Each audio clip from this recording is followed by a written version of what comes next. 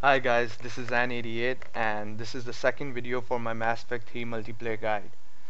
This time I'll be showing you guys how to deal with different enemies and how the spawn system works and how to control it.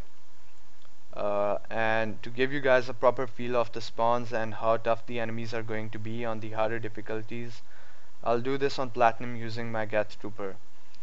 I'll also give general tips about how to deal with boss level enemies for each faction, and more detailed tips specific to the initial characters will be shown in their respective gameplay footage.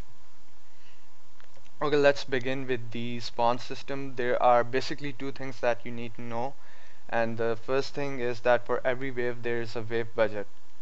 For example, if you're playing wave 1 gold, there is a wave budget of roughly 13,000 experience points, which means once your team as a whole has killed enemies worth 13,000 experience points, the wave is going to end. The second thing is that there are always only going to be 8 enemies on the map at a time. For example, if you're playing wave 5 gold against Cerberus, there will be 2 Atlases, 1 Engineer, 3 Nemesis and 2 Assault Troopers.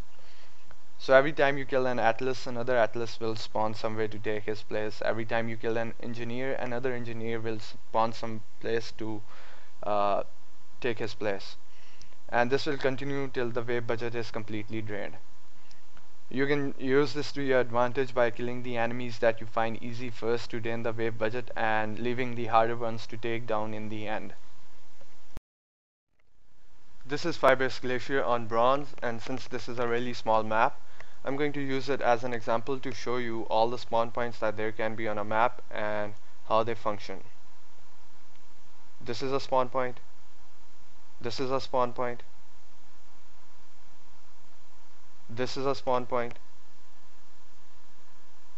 This is a spawn point. This is a spawn point. This is a spawn point. This is a spawn point. And that room over there used to be a spawn point, but I'm not sure if it is anymore after they changed the map. And this is the final spawn point. How this works is that out of the 8 enemies that there are, 4 of them will spawn at one place and 4 of them will spawn at another place. Where they spawn depends on your physical and visual distance from the spawn points, so the spawns that you are too close to will be blocked and the enemies will only spawn far from you. Now I'm going to kill this last enemy to show this.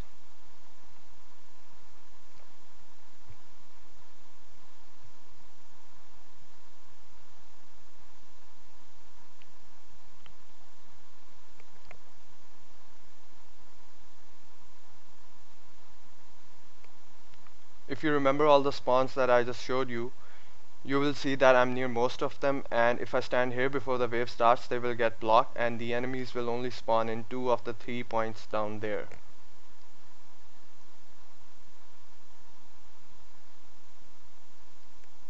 Some of them spawn there at the landing zone and the rest of them spawn here, and now they're making their way up that ramp. So how you move and where you stand when you kill the enemies is what makes the difference between winning and losing and shows how skilled you are. It doesn't matter if you don't have all the good weapons and characters unlocked yet. The important thing is how you move and build and play with the characters that you already have. And the reason that most of the new players take a lot of time to improve is because they just randomly run around, and when they get cornered by groups of enemies and start to see the big boss level enemies spawn, they panic, which gets them killed.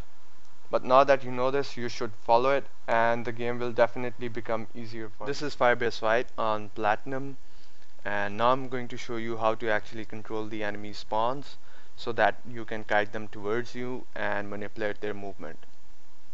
And it's really simple to do. This is the best place for me to be at before the wave starts, because I'm blocking most of the spawns near me and behind me, and the enemies are only going to spawn on the left over there at the landing zone and down there in front of me. And I don't have to worry about any enemies attacking from the behind. I just have to worry about the enemies that are shooting from the front. And I just have to stand near walls like this and corner shoot at them for as long as I can.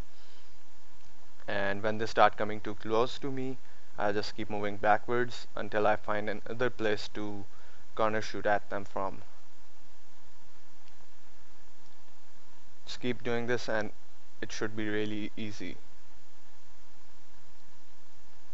They're following me again, so I'll start moving backwards again and keep shooting at them as they come from the front.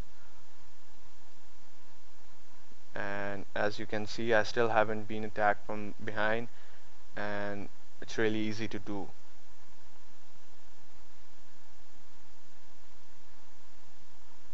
And even though if they're not going to attack you from the behind, it's still a good idea to check your surroundings. Just keep shooting at them and then move. And now I have to retreat. Usually I would go down that ladder, but since I've drained most of the wave budget, it's safe for me to go over here and finish this up quickly. And they're still coming from the front. So basically you just have to keep moving around the map so that you block the spawns that you don't want the enemies to spawn at, and do this in a way so that they only come from the front and you're clear from the behind. And this can be done on most of the maps that you're going to play on. And dodged.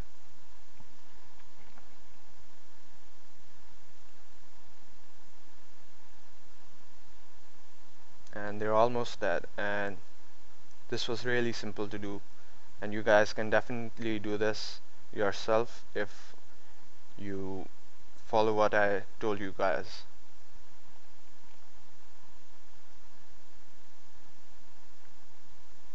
So it's just about playing smart and manipulating the enemies so that you can kill them from the front, and you should stay out of danger as well, and everything should be fine.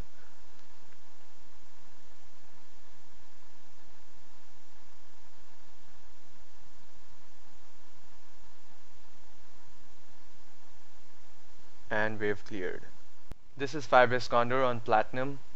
The next two clips are just going to show you spawn control the same way I did in the last clip. And I'm doing this on Condor and Rio because they are considered the hardest maps, and I really hate Condor. But like I said earlier, you can spawn control and manipulate enemy movement on most of the maps. The basic strategy will still remain the same. You choose a good place to be at before the wave starts, and make sure the enemies don't spawn behind you, and you just keep moving backwards while they attack from the front, and you keep killing them. If you notice, I will only stay at the edge of the map, and I never run around randomly through the middle of the map. That's how you're supposed to do it.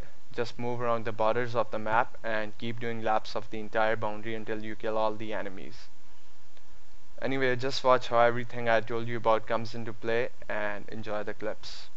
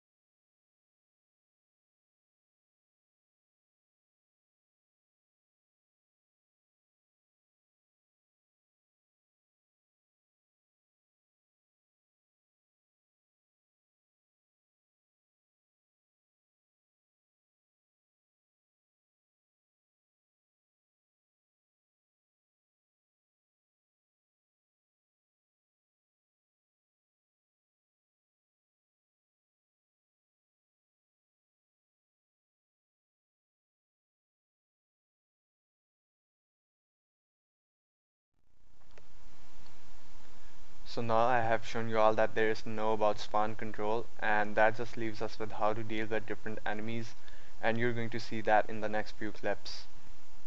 The Scions are just like Geth Primes. They fire in 3-shot bursts which can stun lock you and prevent your shields from regenerating for a short time. If they're possessed, they can throw cluster grenades to flush you out of cover, but they move very slow and are easy to kill. Just corner shoot at them from behind walls. And their weak point is a hump on the right side of their back. Just keep shooting it until it explodes, and it takes away a lot of their armor. Praetorians are the most powerful enemies in the game. They have a lot of armor and shields, especially if they are possessed. Like the Banshees, they can grab you and they can cast a blue bubble around them to cancel out power damage. They can also fire missiles that can follow you around, but their main attacks, unlike the other boss level enemies, cannot follow you. So you can just step to the side and harmlessly shoot at them while they fire their beams. Their main attack can also hit you while you counter shoot at them, so you should stay in cover to avoid taking damage from them. And their weak spot is under their eyes over there. If you keep doing damage to them, they get staggered, which is really helpful to keep them at a distance and cancels their attacks. Never get close to them because they can easily grab you by staggering you first, as you can see. Brutes are dangerous because they can quickly get close to you and they can deal a lot of damage in the process. But you can harmlessly shoot at them since they have no weapons. Just keep shooting at them as they try to get close. And roll to your right when they charge at you. Don't roll to your left when they charge because that's the side they attack from, and most of the times you will get hit since they have a lot of reach. Roll backwards when they do a small jump like that, and keep manipulating them like that and you will be free to fire at them. Banshees aren't that hard to deal with because you can take down her shields and armor quickly if you have the right setup and know how to deal with her. She will keep charging at you so that she can grab you, and if you do a lot of damage to her, she will stop charging and then she will start casting warp balls at you. You can easily dodge them by rolling to your left or right like that, and in this state she can also cancel out power damage when she raises her hand. So keep doing damage to her while she charges. Once she has stopped, keep dodging those warp balls and shoot her some more. Geth Primes can be a pain to deal with. Their 3-shot burst attacks can stun lock you even from far across the map. They have about the same shields and armor as the Banshee, and they can deploy drones and turrets behind you, so be aware of your surroundings while you fight them. And always stay in cover and corner shoot at them unless you want to be stun locked. And you can do more damage to them by shooting at their head. Phantoms can be the easiest or the hardest enemies in the game to deal with. Biotic and tech characters can kill her easily using their explosions, but weapon based characters can have a hard time against her. Fast rate of fire weapons or shotguns with a good damage can kill her easily, but some weapons can take a long time to kill her. If you're playing as a sniper, then she can cancel out most of your damage because of her damage reduction she receives while she flips. So it's a good idea to carry weapons that have a stunning effect like the Acolyte, Scorpion, or a Geth Plasma shotgun. You can also shoot the sword in her hand to break it, and incendiary rounds or damage over time powers are helpful against her for when she goes invisible. Atlases have a lot of armor and shields, and they take a lot longer to kill than Geth Primes or Banshees. But their weakness is that they are big and move very slow, so you can ignore them for the most part of the match and kill them in the end. Just stand behind walls and corner shoot at them and they won't be much of a threat. Their weak points are their crotch, shoulder pads and kneecaps. Breaking them off staggers them and does additional damage. The exhaust port on their back also takes extra damage, but you can do the most damage to an Atlas if you use the triple shot canopy glitch by shooting it anywhere at this line. So just stay behind cover and they're pretty harmless to deal with. Well, that's it for this video. Do check out those links in the video description. They have more details about the boss level enemies and even have pictures to show you all the weak points they have. And you can also check the exact point to shoot at to do the triple hit canopy glitch on the Atlas. Anyway, in the videos from now on, I will just make gameplay footage featuring the initial characters, and the first one will be for the human infiltrator. If you found this video useful, please like and subscribe, and if you have any questions or requests, post them in the comments. Thanks for watching.